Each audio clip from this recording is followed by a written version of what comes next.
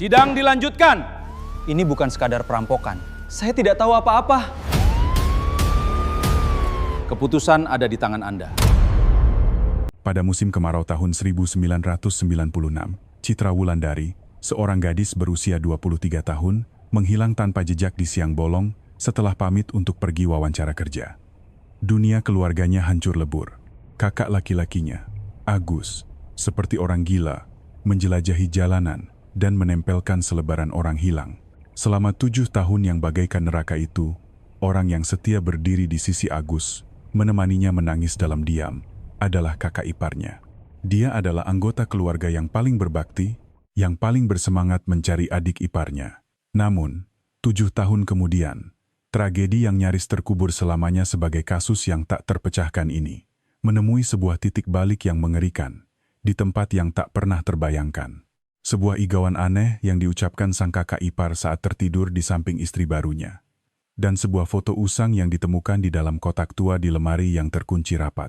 Dengan kedua tangan yang sama, yang selama 7 tahun berjalan berdampingan dengan Agus untuk menempelkan selebaran orang hilang.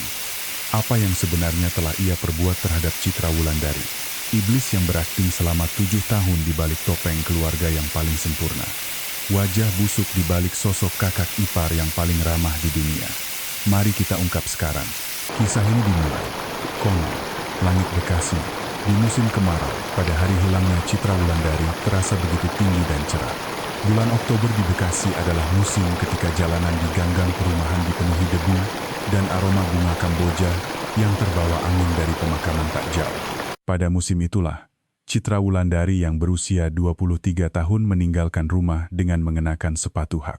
Citra tinggal di rumah kakak perempuannya di daerah Kranji, Bekasi. Ia baru pindah dari kampung halamannya di Bandung pada musim semi tahun itu. Sambil menumpang di rumah kakaknya, Santi, dan suaminya, Budi Santoso, ia mempersiapkan diri untuk mencari pekerjaan. Citra dikenal sebagai gadis yang pendiam dan pemalu. Menurut kesaksian Santi kepada polisi di kemudian hari, Citra itu tidak pernah mau duduk makan lebih dulu, meskipun sudah disiapkan, dan dia orang yang sangat pengertian, selalu berinisiatif untuk mencuci piring. Pada musim kemarau itu, Citra mendapat panggilan wawancara di sebuah perusahaan ekspor-impor di pusat kota Bekasi. Meskipun perusahaannya kecil, kesempatan untuk bekerja sebagai staf kantor sudah cukup membuatnya senang. Jadwal wawancaranya adalah hari Kamis pagi, 24 September. Pagi itu, Citra bangun pukul 7. Kakaknya, Santi, merebuskan 2 butir telur untuknya. Sambil memakannya, Citra berdiri lama di depan cermin. Ia mengenakan blazer krem dan sepatu coklat. Tasnya adalah tas bahu berwarna hitam. Santi di kemudian hari akan terus mengingat tas hitam itu untuk waktu yang sangat lama. Hati-hati di jalan ya. Iya mbak, aku akan langsung pulang begitu wawancaranya selesai. Itulah percakapan terakhir mereka. Citra meninggalkan rumah sekitar pukul 08.40 pagi. Perjalanan ke tempat wawancara hanya memakan waktu 20 menit dengan bus, jadi waktu itu sudah lebih dari cukup. Namun, ada sesuatu yang aneh. Orang-orang dari perusahaan ekspor-impor tempatnya wawancara kemudian mengatakan, pada tanggal 24 September, tidak ada orang bernama Citra Wulandari yang datang. Ia tidak pernah mengikuti wawancara. Polisi memastikan bahwa tidak ada jejak kedatangan Citra di perusahaan itu. 3 karyawan kantor yang ditanyai apakah ada pelamar dengan nama itu yang datang hari itu, semuanya menggelengkan kepala. Lalu, di manakah Citra menghilang? Jarak 20 menit dari rumah ke tempat wawancara, melewati satu halte bus. Di suatu tempat di antara perjalanan singkat itu, jejak kaki Citra terputus. Santi mulai merasa aneh pada pukul 2 siang. Karena wawancaranya pagi, ia berpikir adiknya akan pulang paling lambat sebelum makan siang. Tetapi tidak ada kabar sama sekali. Saat itu, ia masih berpikir, mungkin dia merayakannya dengan makan sendirian. Malam tiba, Citra tetap tidak pulang. Santi baru memberitahu suaminya, Budi Santoso, pada pukul 8 malam. Citra kok belum pulang juga? Budi berpikir sejenak, lalu berkata, mungkin ketemu temannya. Namun, hingga lewat tengah malam, Citra tidak kembali. Barulah saat itu Santi menangis histeris. Keesokan paginya, kakak laki-laki mereka, Agus Wijaya, datang dari Bandung. Bersama kakak iparnya, Budi Santoso, ia menuju ke kantor polisi. Saat itu, polisi tidak bergerak secepat sekarang dalam menangani laporan orang dewasa hilang.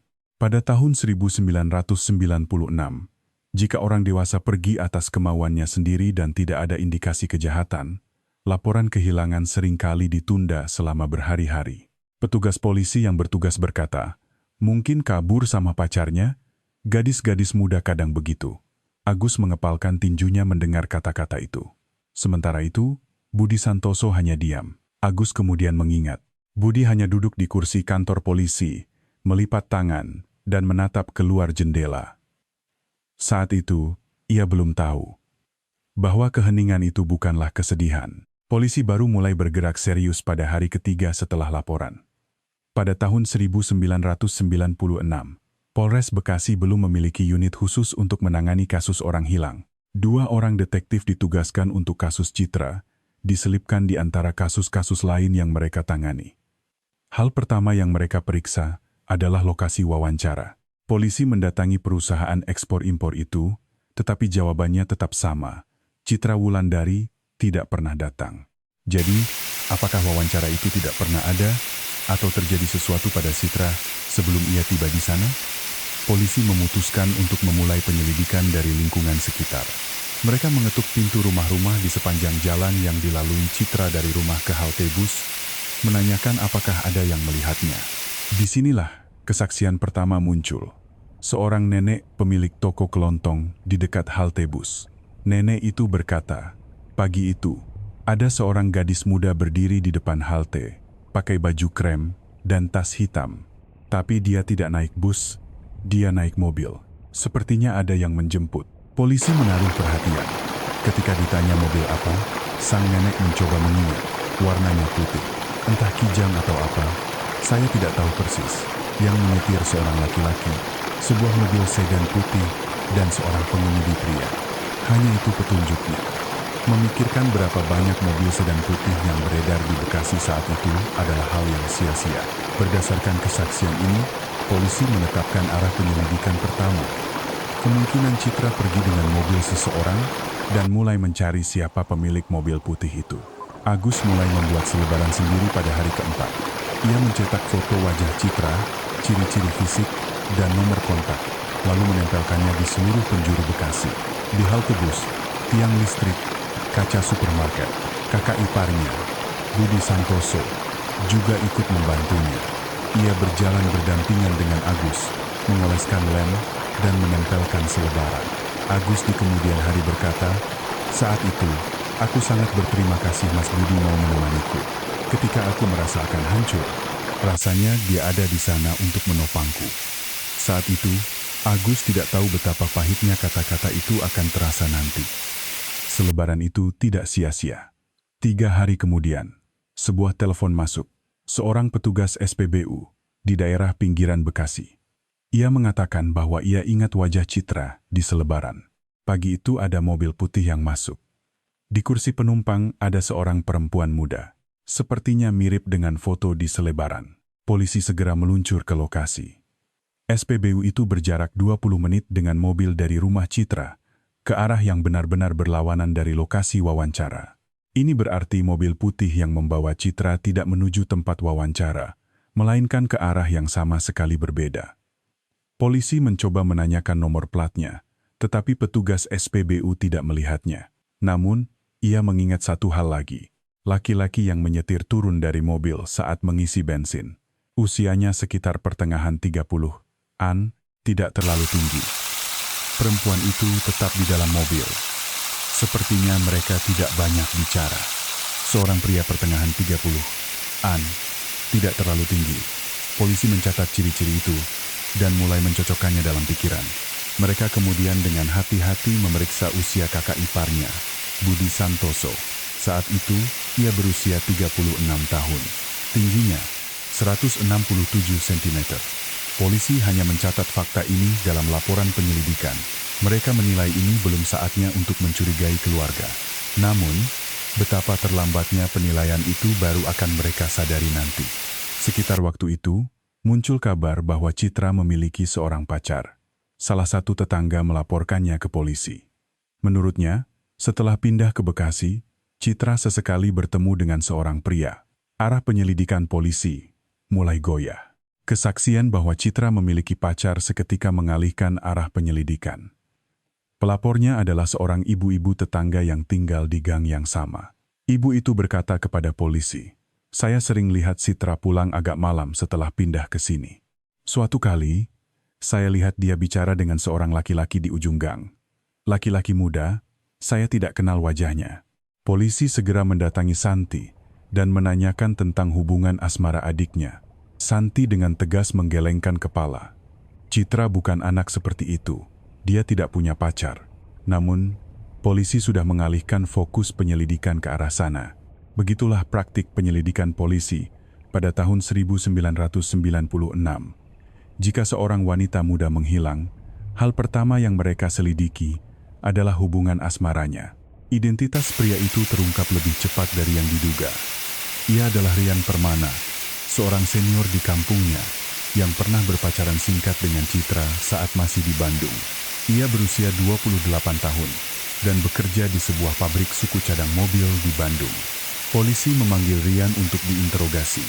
Awalnya Rian tampak terkejut, tetapi kemudian dengan tenang menjawab, "Saya dan Citra sudah putus tahun lalu. Waktu dia bilang mau pindah ke Bekasi, saya doakan yang terbaik, dan setelah itu kami tidak pernah berkomunikasi lagi." Polisi menanyakan keberadaannya pada tanggal 24 September.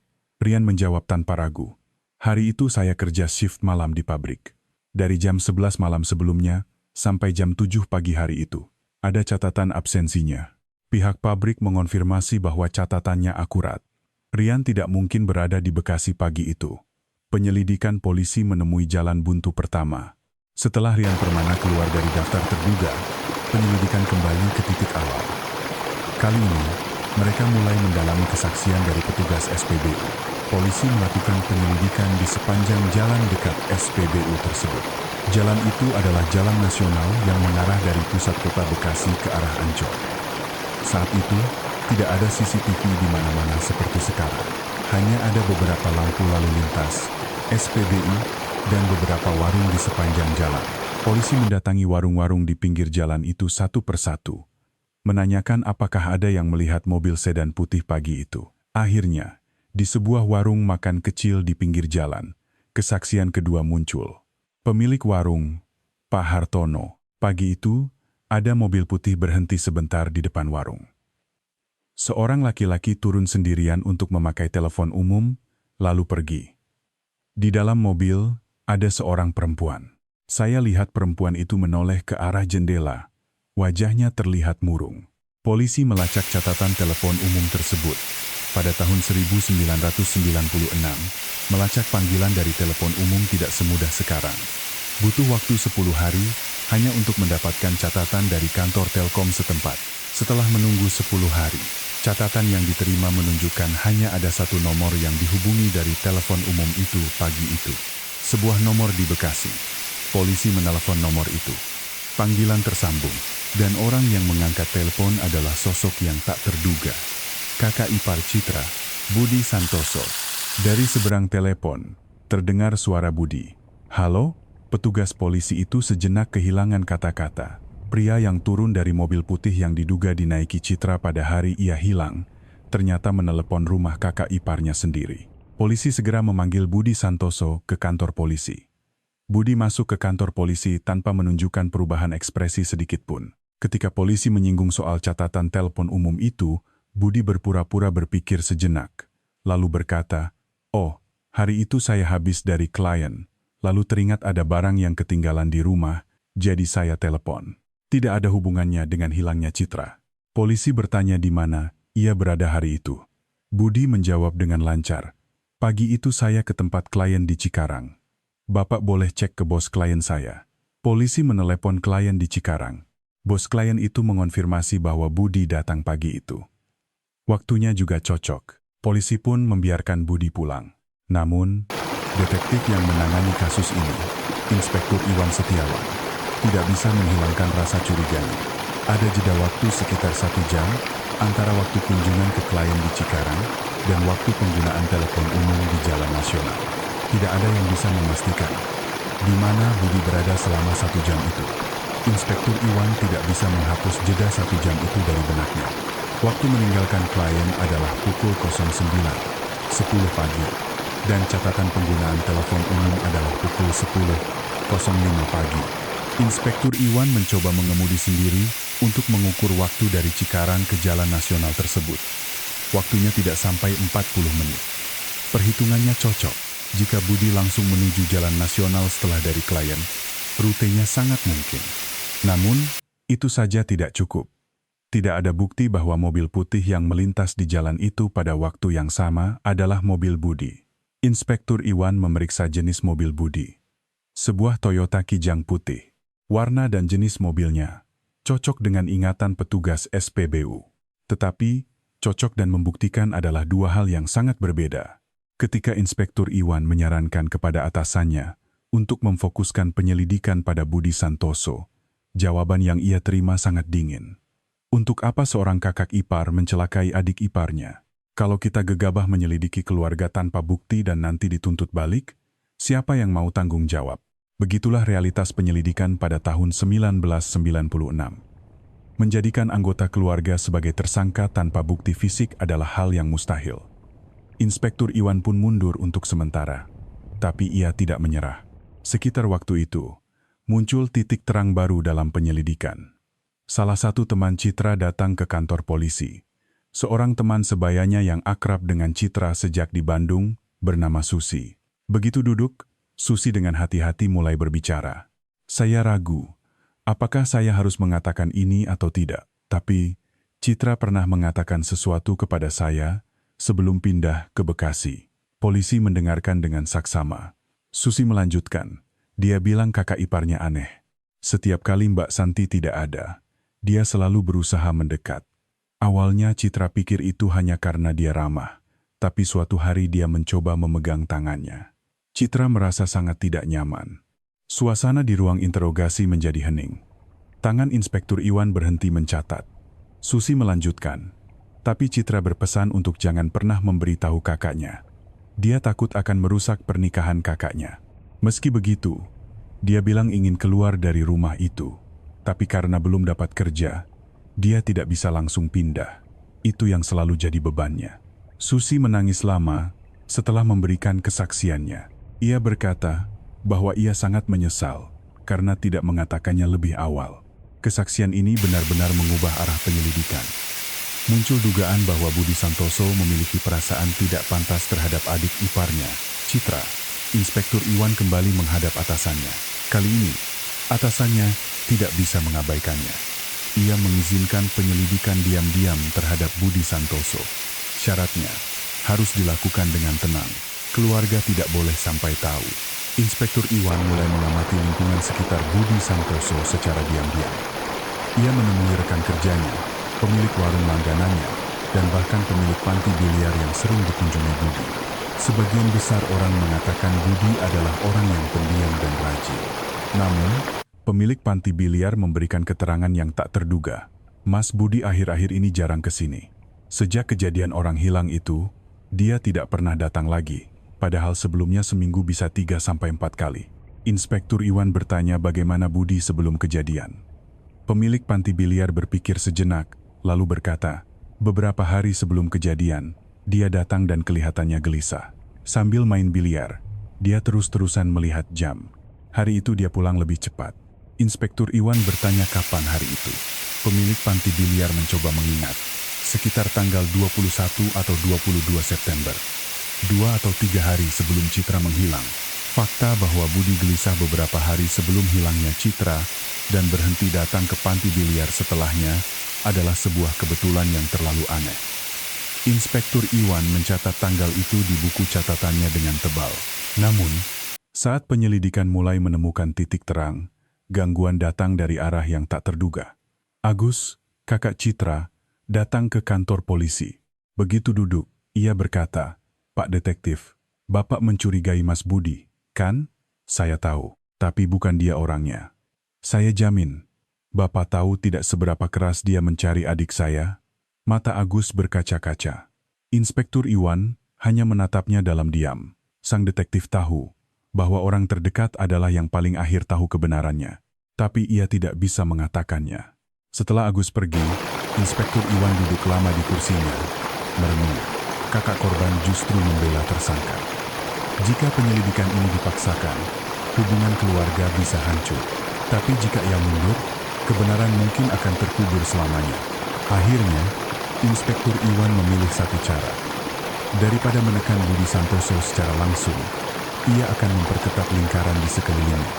Tanpa suara, tapi tanpa menyerah. Tujuan Inspektur Iwan selanjutnya adalah perusahaan tempat Budi Santoso bekerja, sebuah perusahaan pemasok bahan bangunan di pusat kota Bekasi. Ia menemui staf administrasi secara diam-diam. Ia ingin memeriksa catatan kehadiran Budi pada tanggal 24 September. Staf itu ragu sejenak, lalu mengeluarkan dokumen. Menurut catatan, Budi mengambil izin setengah hari pada pagi itu. Ia tercatat masuk kerja pada pukul 1 siang. Artinya, dari pukul 08.40 pagi saat Citra meninggalkan rumah hingga sebelum pukul 1 siang, alibi resmi Budi hanyalah kunjungan ke klien di Cikarang. Dan ada kekosongan waktu hampir 4 jam setelah kunjungan klien selesai pada pukul 09.10 hingga ia masuk kerja pada pukul 1 siang.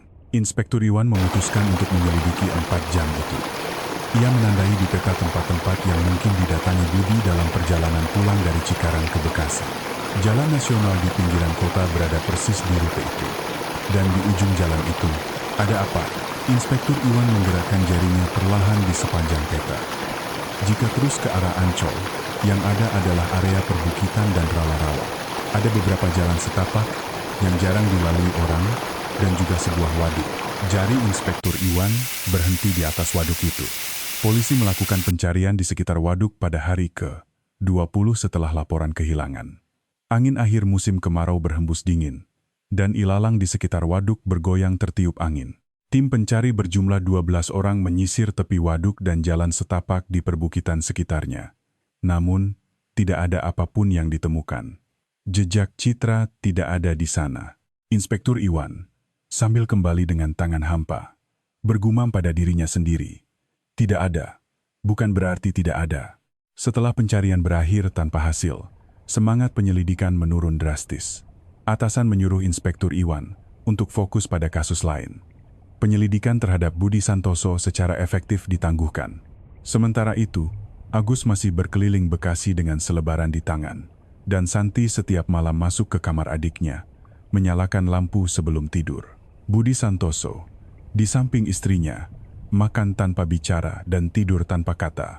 Namun, pada suatu malam di bulan kedua setelah hilangnya Citra, Santi menelepon Inspektur Iwan. Suaranya bergetar. "Pak Detektif, ada yang ingin saya sampaikan. Saya menemukan sesuatu yang aneh di jok belakang mobil suami saya."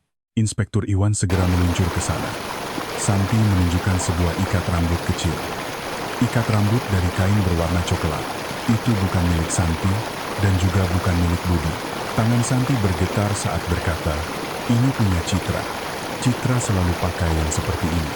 Saya yang membelikannya."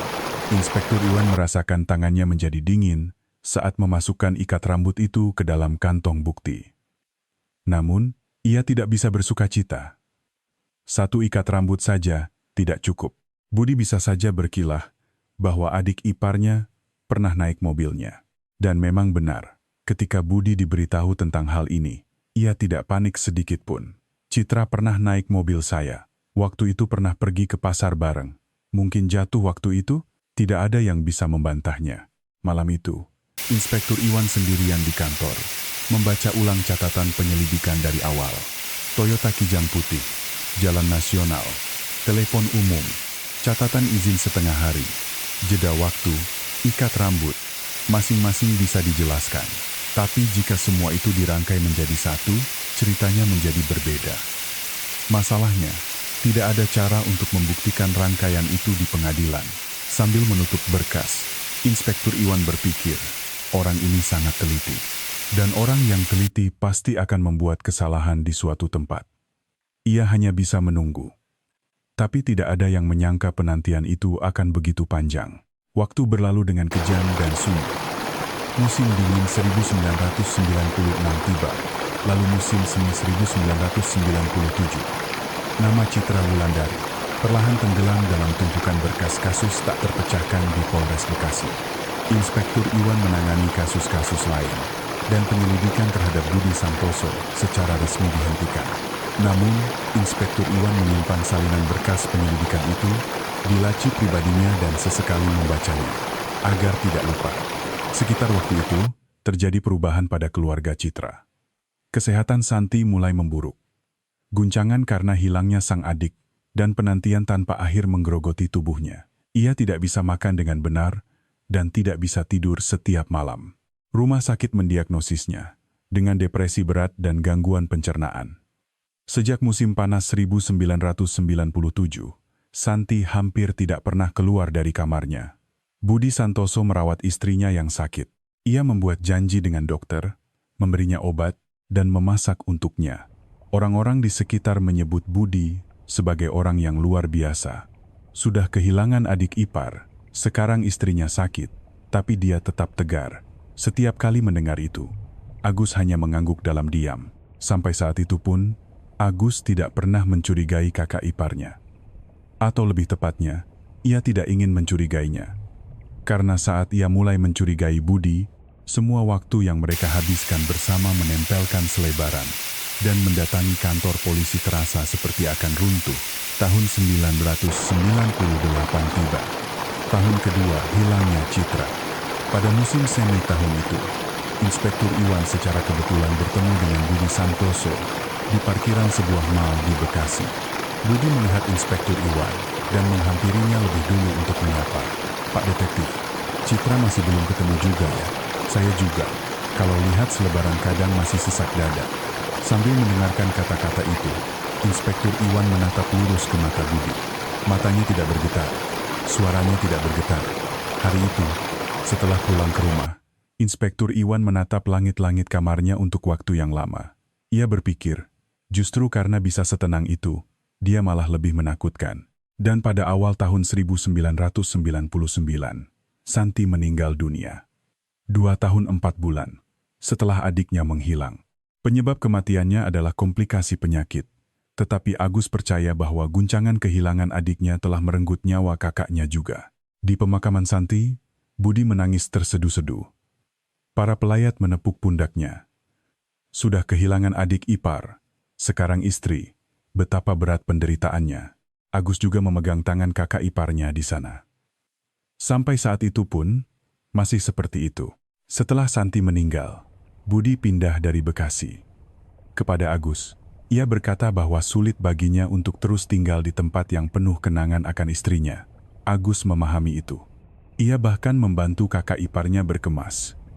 Budi pindah ke Depok. Perlahan, ia menghilang dari pandangan Agus. Mereka hanya berkomunikasi sesekali saat hari raya. Agus tetap tidak melupakan kebaikan kakak iparnya. Ia menganggap Budi sebagai orang yang telah menemaninya melewati masa-masa sulit. Namun, ketika tahun 2000 berlalu dan 2001 tiba, Agus mendengar kabar aneh. Budi Santoso dikabarkan menjalin hubungan dengan wanita baru di Depok. Baru 2 tahun setelah istrinya meninggal. Awalnya Agus tidak terlalu memikirkannya. Manusia tidak bisa hidup sendiri selamanya. Tetapi ketika ia mendengar siapa wanita itu, Agus terdiam sejenak. Seorang wanita yang bekerja di industri bahan bangunan di Depok. Usianya sekitar pertengahan 20-an, sebaya dengan Citra. Fakta itu entah kenapa mengganjal di hati Agus. Tapi saat itu pun, ia menepis perasaan itu. Tahun 2003 tiba. Tahun ke-7 sejak hilangnya Citra. Budi Santoso menikah lagi dengan wanita itu. Istri barunya bernama Dewi Lestari. Usianya 26 tahun. Dikenal sebagai wanita yang pendiam dan tidak banyak bicara. Dan tak lama setelah menikah, Dewi mulai merasa bahwa suaminya, Budi Santoso, menyembunyikan sesuatu. Awalnya hanya perasaan. Lalu, perasaan itu berubah menjadi keyakinan. Suatu malam, Budi meninggal. Ia memanggil sebuah nama, Citra. Malam itu, setelah mendengar igauan suaminya, Dewi berbaring lama dengan mata terbuka. 3 suku kata Citra terus berputar-putar di kegelapan. Awalnya ia pikir itu nama mantan pacar. Mungkin saja suaminya punya kekasih sebelum menikah dengannya. Tapi yang aneh adalah cara suaminya memanggil nama itu. Bukan dengan nada rindu, bukan juga dengan nada mesra. Suaranya seperti tertekan, seperti dikejar sesuatu. Dewi mengingat perasaan itu untuk waktu yang lama. Sejak saat itu, Dewi mulai mengamati suaminya sedikit demi sedikit. Dari luar, Budi tampak seperti orang biasa. Bangun pagi, pergi kerja, pulang malam, makan, menonton berita, lalu tidur. Tidak banyak bicara dan tidak suka menunjukkan emosi. Awalnya Dewi mengira itu adalah sifat pendiam. Tapi seiring berjalannya waktu, ia menyadari bahwa pendiam dan menyembunyikan sesuatu adalah hal yang berbeda. Budi kadang-kadang keluar rumah untuk menerima telepon. Laci kerjanya selalu terkunci. Saat minum alkohol, ia menjadi sangat pendiam. Puncaknya terjadi sekitar 3 atau 4 bulan setelah pernikahan mereka. Saat sedang bersih-bersih, Dewi menemukan sebuah kotak tua di atas lemari pakaian. Tanpa pikir panjang, ia membukanya. Di dalamnya ada barang-barang lama. Struk, buku catatan usang, dan selembar foto. Di dalam foto itu ada seorang wanita muda. Ia tersenyum. Di belakangnya tertulis sebuah nama dengan pulpen, Citra Wulandari. Dan di bawahnya tertulis, Musim Semi 1996. Dewi menatap foto itu lama. Namanya tidak asing. Sebelum menikah, ia pernah mendengar cerita tentang istri pertama suaminya, Santi. Mengapa foto adik iparnya disimpan begitu dalam dan tersembunyi? Timbul pertanyaan di benaknya. Dewi dengan hati-hati bertanya pada suaminya. Ia berkata bahwa ia menemukan foto dengan nama Citra Wulandari di dalam kotak di lemari dan bertanya siapa dia. Seketika, wajah Budi mengeras. Hanya sesaat, tapi Dewi tidak melewatkan ekspresi itu. Budi dengan cepat mengembalikan ekspresinya dan berkata, "Oh, itu adik iparku dulu. Sudah lama hilang. Aku hanya menyimpannya untuk kenang-kenangan."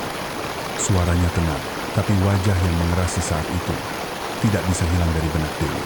Sejak hari itu, Dewi mulai mencari tahu tentang Citra Wulandari secara diam-diam. Ia pergi ke perpustakaan daerah dan mencari arsip koran lokal tahun 1996. Ia mencari dengan kata kunci Bekasi, hilang, wanita 20-an, dan ia menemukan sebuah artikel kecil. Berita tentang hilangnya seorang wanita berusia 23 tahun di Bekasi pada bulan Oktober 1996. Namanya Citra Wulandari. Disebutkan ia hilang setelah pergi wawancara kerja. Di akhir artikel, ada nomor kontak keluarga yang bisa dihubungi. Dewi menyalin nomor itu ke buku catatannya. Seminggu kemudian, ia menelepon nomor itu. Yang mengangkat adalah Agus Wijaya. Dewi tidak mengungkapkan bahwa ia adalah istri baru Budi Santoso, dan dengan hati-hati bertanya, apakah ia bisa mendapatkan informasi tentang kasus hilangnya Citra. Awalnya Agus waspada, tetapi ketika Dewi mengatakan bahwa ia mungkin punya informasi penting, Agus setuju untuk bertemu. Mereka bertemu di sebuah kedai kopi di Depok. Ketika Dewi mengungkapkan identitasnya, wajah Agus pucat pasi. Saat itu ia baru tahu bahwa Mas Budi telah menikah lagi. Dewi menceritakan tentang igawan suaminya, tentang foto itu, tentang laci yang selalu terkunci. Mendengar semua itu, Agus perlahan-lahan hancur.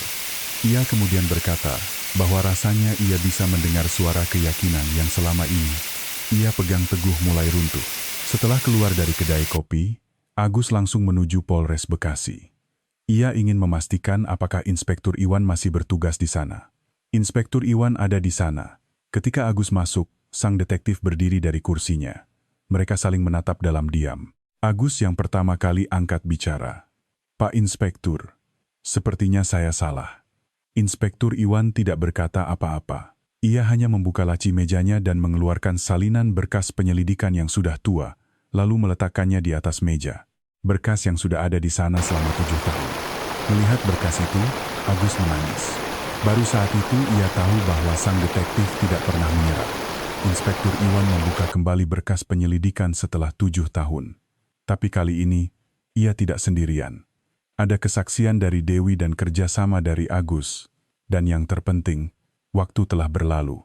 Ada hal-hal yang telah berubah dari 7 tahun yang lalu. Inspektur Iwan mengajukan proposal untuk membuka kembali kasus ini kepada atasannya. Kali ini, atasannya mengangguk. Munculnya kesaksian baru dalam kasus yang telah dingin selama 7 tahun, dan ditambah dengan fakta bahwa tersangka telah menikah lagi, memberikan alasan yang kuat untuk membuka kembali penyelidikan.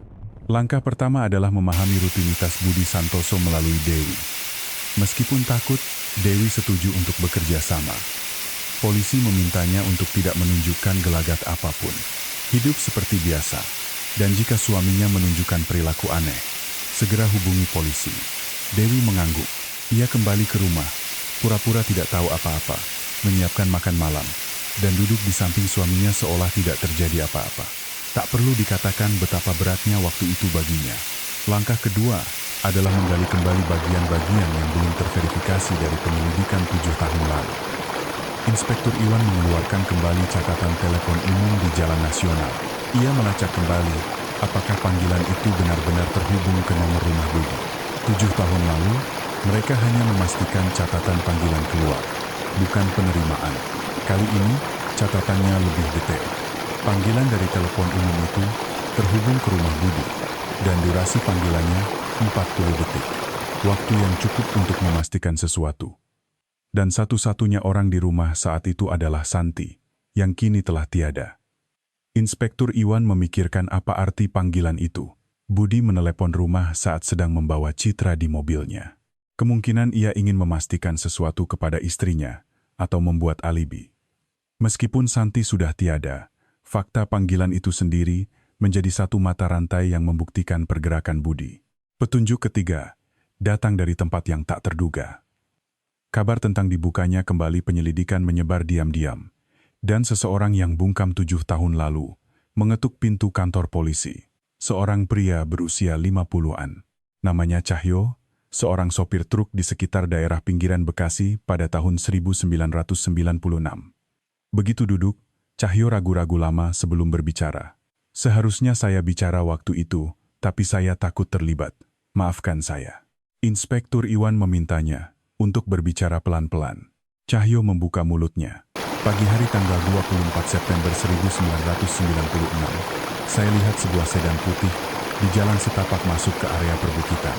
Sekitar jam 10.30 pagi, aneh rasanya ada mobil masuk ke sana jam segitu. Jalan setapaknya sempit, jadi truk saya harus menepi untuk memberi jalan. Saat itu saya sempat lihat wajah pengemudinya. Saya tidak lihat penumpang di sebelahnya. Inspektur Iwan mengeluarkan beberapa foto, termasuk foto Budi Santoso. Cahyo mengamati foto-foto itu perlahan, lalu ia menunjuk satu foto. Mirip orang ini. Saya tidak bisa bilang sama persis, tapi mirip. Foto yang ia tunjuk adalah foto Budi Santoso. Jalan setapak. Inspektur Iwan terpaku pada kata itu. 7 tahun lalu saat mencari di sekitar waduk, mereka tidak cukup masuk ke dalam jalan setapak itu. Peralatan dan personel kurang. Inspektur Iwan segera meminta pencarian menyeluruh di sekitar jalan setapak itu. Tanggal pencarian ditetapkan. Namun, 3 hari sebelum pencarian, telepon darurat datang dari Dewi. Suaranya bergetar. Pak Inspektur, suami saya semalam pergi ke suatu tempat. Dia keluar jam 2 pagi dan kembali jam 4. Sepatunya penuh lumpur. Dia juga cuci tangan dan ganti baju. Inspektur Iwan menutup telepon dan segera menghubungi tim pencari. Ia bertanya apakah tanggal pencarian bisa dimajukan. Mereka bisa memajukannya 1 hari. Inspektur Iwan meminta agar pencarian segera dilakukan. Pagi hari pencarian, Inspektur Iwan tiba lebih dulu di pintu masuk jalan setapak yang diingat oleh Cahyo. Tim pencari perlahan memasuki jalan yang tertutup dedaunan musim kemarau, dan sekitar 200 meter dari ujung jalan setapak, salah satu anggota tim berhenti. Ada sebuah area di mana tanahnya tampak cekung. Rumput di sekitarnya tumbuh lebih subur. Terlihat seperti ada bekas galian. Inspektur Iwan berjalan perlahan ke tempat itu. Tim pencari mengangkat sekop. Inspektur Iwan hanya berdiri diam di sana. Dedaunan disingkirkan, dan tanah mulai digali. Tanah di area itu terasa lebih gembur dari sekitarnya. Tanah yang pernah digali dan ditimbun kembali memiliki tekstur yang berbeda bahkan setelah waktu yang lama. Tim terus bekerja dalam diam. Dan setelah sekitar 30 menit, ujung sekop membentur sesuatu. Pekerjaan berhenti. Inspektur Iwan mendekat. Dari dalam tanah, terlihat sobekan kain. Warnanya krem. Di tempat itu, konon Inspektur Iwan berlutut. 7 tahun. Selama 7 tahun, ia terkubur di dalam tanah ini. Pencarian dihentikan, dan tim forensik dihubungi. Lokasi harus dijaga. Inspektur Iwan menugaskan seorang detektif junior untuk mengamankan lokasi, dan ia keluar sejenak dari jalan setapak itu. Angin berhembus. Sang detektif menyalakan sebatang rokok. Tangannya gemetar. Tim forensik tiba 2 jam kemudian. Selama 2 jam itu, Inspektur Iwan berdiri di pintu masuk jalan setapak, menghalangi siapapun masuk. Tim forensik memulai penggalian yang teliti. Di bawah sobekan kain krem, ditemukan tulang belulang. Diduga seorang wanita dewasa. Ada beberapa barang lain yang ditemukan bersamanya. Sisa-sisa tas bahu hitam, sebelah sepatu coklat, dan sebuah ikat rambut kecil. Ikat rambut dari kain berwarna coklat, sama jenisnya dengan yang ditemukan Santi di mobil suaminya 7 tahun lalu. Tim forensik mengumpulkan tulang belulang dan barang-barang bukti. Tes DNA untuk identifikasi dimulai. Sampel darah diambil dari Agus. Hasilnya butuh waktu 2 minggu. Selama 2 minggu itu, Inspektur Iwan tidak bisa tidur nyenyak. Ia takut menunggu hasilnya, tapi di sisi lain juga ingin segera memastikannya. Agus juga merasakan hal yang sama. Selama 2 minggu itu, setiap pagi Agus menelepon Inspektur Iwan. Tanpa banyak bicara, ia hanya berkata hello dan menunggu. Ketika detektif menjawab, belum ada hasil. Ia langsung menutup telepon. Pada pagi hari di minggu kedua, telepon datang dari laboratorium forensik. Inspektur Iwan menahan napas saat menerima telepon. Hasilnya cocok. DNA dari tulang belulang itu cocok dengan DNA Agus. Orang yang terkubur di ujung jalan setapak itu selama 7 tahun adalah Citra Wulandari. Inspektur Iwan menutup telepon dan menelepon Agus. Begitu Agus menjawab, Inspektur Iwan berkata, "Sudah ketemu." Hanya 2 kata itu. Agus tidak bisa berkata apa-apa. Dari seberang telepon hanya terdengar isak tangis. Sekarang giliran polisi bergerak. Dengan hasil tes DNA, kesaksian Cahyo, catatan panggilan telepon umum, catatan izin kerja, dan kesaksian Dewi, gambaran untuk menekan Budi Santoso menjadi lengkap. Inspektur Iwan mengajukan surat perintah penangkapan. Pengadilan mengeluarkannya. Pada suatu pagi di akhir musim kemarau tahun 2003, polisi menuju rumah Budi Santoso di Depok. Budi sedang sarapan. Ketika polisi mengetuk, ia sendiri yang membuka pintu. Matanya bertemu dengan mata Inspektur Iwan. Berbeda dengan saat mereka bertemu di parkiran mal 7 tahun lalu, kali ini mata Budi bergetar. Inspektur Iwan berkata, "Budi Santoso, Anda ditangkap atas tuduhan pembunuhan Citra Wulandari." Mendengar kata-kata itu, wajah Budi pucat pasi. Wajah tenang yang ia pertahankan selama 7 tahun akhirnya runtuh. Budi tidak mengatakan apa-apa selama dibawa ke kantor polisi. Dengan tangan diborgol, ia duduk di kursi belakang mobil polisi, menatap keluar jendela. Di ruang interogasi, awalnya ia tidak mau bicara. Inspektur Iwan meletakkan bukti-bukti satu persatu di atas meja. Catatan telepon umum, surat izin kerja, kesaksian Cahyo, hasil tes DNA. Budi menatap berkas-berkas itu. Setelah hening yang lama, ia perlahan membuka mulut. "Saya mau panggil pengacara." Inspektur Iwan mengangguk. Itu adalah haknya. Tapi sang detektif tahu, tidak ada lagi tempat untuk lari. Malam itu di sel tahanan, Budi Santoso tidak bisa tidur. Keesokan paginya, setelah bertemu dengan pengacaranya, Budi kembali ke ruang interogasi. Inspektur Iwan duduk di hadapannya. Budi yang pertama kali angkat bicara. Suaranya rendah dan kering. "Harus saya mulai dari mana?" Budi Santoso membuka mulutnya di ruang interogasi yang dingin pada akhir musim kemarau tahun 2003. Di bawah cahaya lampu neon yang putih, di ruangan sempit itu, ia mulai mengeluarkan semua yang ia pendam sendirian selama 7 tahun. Inspektur Iwan tidak berkata apa-apa. Ia hanya mendengarkan. Menurut pengakuan Budi, ia jatuh hati pada adik iparnya. Budi mengaku mencoba menekan perasaan itu sendirian. Tapi ia tidak bisa. Ia sering mencoba mendekati Citra saat kakaknya tidak ada. Citra selalu menghindar. Raut tidak nyamannya sangat jelas. Hal itu membuat Budi takut. Ia takut Citra akan memberitahu kakaknya atau kabur dari rumah dan menyebarkan gosip. Pada pagi hari tanggal 24 September, hari wawancara itu, Budi melihat Citra meninggalkan rumah. Ia mengambil kunci mobilnya. Kunjungan ke klien di Cikarang memang benar ada, tapi setelah dari klien, ia tidak langsung kembali ke kantor. Ia mengemudikan mobilnya ke arah jalan nasional. Di jalan itu, ia melihat Citra di halte bus. Ia menawarkan tumpangan. Awalnya Citra menolak, tapi karena Budi terus memaksa, akhirnya ia naik ke kursi penumpang. Di dalam mobil, Budi mengungkapkan perasaannya kepada Citra. Ia mengaku secara terus terang. Citra dengan tegas menolaknya. Ia mengancam akan memberitahu kakaknya semuanya. Mendengar kata-kata itu, Budi mengaku pikirannya menjadi kosong. Ketika mobil mendekati pintu masuk jalan setapak, terjadi pertengkaran hebat di antara mereka. Saat menceritakan kejadian setelahnya, Budi untuk pertama kalinya menundukkan kepala. Suaranya menjadi kecil. Inspektur Iwan tetap mendengarkan dalam diam. Budi membawa Citra ke dalam jalan setapak itu dan memastikan ia tidak akan pernah kembali. Itulah semuanya.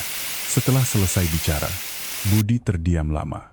Inspektur Iwan juga terdiam lama. Ruang interogasi terasa berat. Akhirnya, Inspektur Iwan menanyakan satu hal terakhir. Bagaimana Anda bisa bersikap biasa saja selama 7 tahun, menempelkan selebaran bersama Agus, mendatangi kantor polisi? Budi terdiam sejenak, lalu berkata, "Karena kalau tidak begitu, saya akan terlihat lebih mencurigakan." Mendengar kata-kata itu, Inspektur Iwan merasakan ujung jarinya menjadi dingin saat mencatatnya di buku catatannya. Persidangan dimulai pada musim semi berikutnya. Pengacara Budi awalnya berargumen bahwa itu adalah pembunuhan yang tidak disengaja, terjadi karena dorongan sesaat, bukan terencana. Tapi jaksa berpendapat lain. Fakta bahwa ia mengambil izin kerja, mengetahui rute perjalanan Citra, membawanya ke jalan setapak yang terpencil, dan selama 7 tahun setelahnya menyembunyikan bukti dan menyesatkan penyelidikan di antara keluarga. Semua itu jika dirangkai menjadi satu, sulit untuk disebut tidak disengaja. Hakim pun sependapat. Agus selalu duduk di kursi penonton selama persidangan. Setiap kali Budi Santoso masuk ke ruang sidang, ia selalu ada di sana. Tidak pernah sekalipun absen. Pada hari putusan dibacakan, Agus tidak mengatakan apa-apa kepada wartawan saat keluar dari gedung pengadilan. Ia hanya duduk lama di bangku di luar gedung pengadilan. Menatap langit, konon hari itu langit cerah dan tinggi. Seperti musim kemarau tahun 1996. Dewi Lestari menceraikan Budi setelah persidangan selesai. Ia pindah dari Depok. Tidak ada yang tahu kemana ia pergi. Namun, sebelum pergi, ia meninggalkan sebuah memo singkat untuk Agus. Mungkin adik Anda yang memberitahu saya. Saya tidak akan lupa. Agus masih menyimpan memo itu hingga sekarang. Konon pada malam setelah putusan dikonfirmasi, Inspektur Iwan berjalan sendirian di Ganggang Kranji, Bekasi. Gang tempat rumah Citra pernah berdiri. Rumah itu sudah dibongkar. Tidak ada lagi. Hanya gang itu yang tersisa. Sang detektif berdiri di ujung gang itu dan memejamkan mata sejenak. Ia meminta maaf kepada gadis yang pergi dari rumah dengan sepatu haknya di usia 23 tahun. Meskipun permintaan maaf itu sudah sangat terlambat. Butuh 7 tahun. Tapi pada akhirnya, kebenaran terungkap. Orang yang bersembunyi di tempat terdekat bisa bertahan paling lama karena sebuah kepercayaan. Kepercayaan Agus, kepercayaan Santi, dan kelihayan satu orang yang memanfaatkan kepercayaan itu. Pagi itu, di musim kemarau, saat ia berusia 23 tahun dan pergi untuk wawancara kerja, Citra Wulandari masuk ke dalam mobil orang yang paling ia percayai. Itulah awal dari tragedi ini. Citra berusia 23 tahun. Ia ingin mendapatkan pekerjaan, tidak ingin menjadi beban bagi kakaknya, dan dengan hati berdebar mengenakan sepatu haknya untuk meninggalkan rumah. Ia adalah orang biasa. Tak seorang pun tahu bahwa pagi itu akan menjadi pagi terakhirnya. Tak seorang pun tahu bahwa orang terdekat adalah orang yang paling berbahaya. Alasan kita harus mengingat cerita ini hanya satu, agar setidaknya kita tidak melupakan hari di mana waktu Citra Wulandari berhenti di usia 23 tahun.